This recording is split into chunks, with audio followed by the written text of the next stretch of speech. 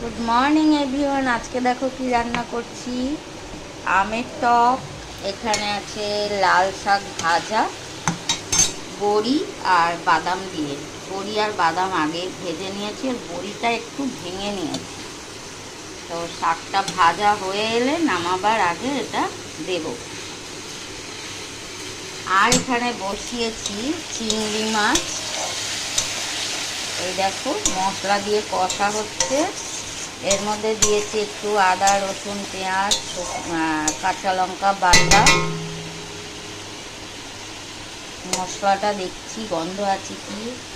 এই চিংড়ি মাছটা দিয়ে আজকে রান্না হবে, এই দেখো, ফুললি।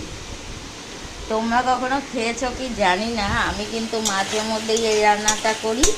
তো চিংড়ি মাছ দিয়ে ফুলুলির ঝাল। তো সবাই দেখো ভিডিওটা, আর একদিন বানিয়ে খেয়ে আমাকে কমেন্ট করো।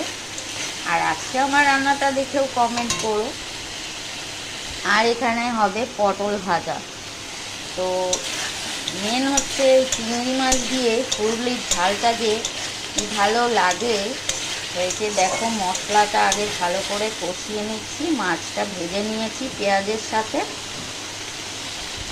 চিংড়ি মাছ খুব বেশি ভাজার দরকার লাগে না, তাই পেঁয়াজের সাথেই ভালো করে একটু ভেজে নিয়েছি।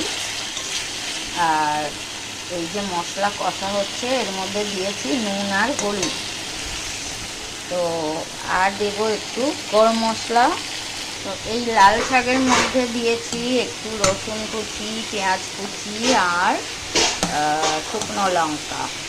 তো এবার এটাকে ভালো করে নেড়ে নেড়ে আর ভেজে নিতে হবে। আর এই যে দিয়ে দেবো এই বড়ি আর বাদাম। তো কেমন লাগবে বলো খেতে। গ্যাসটা এবার আমি একটু কম করে দেব। আস্তে আস্তে এটা হবে ভাজাটা।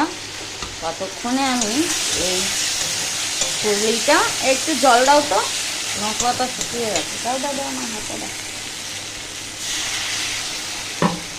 তো দেখতেই পাচ্ছ তিনটে গ্যাস জ্বালিয়েছি, মানে মশলা কষা হয়েই গেছে। এবার দিয়ে দেব ফুলুলিটা আর একটু জল।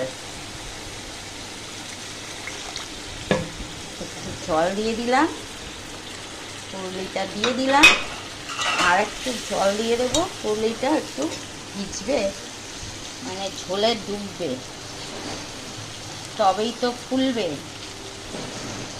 দিয়ে দিচ্ছি জল।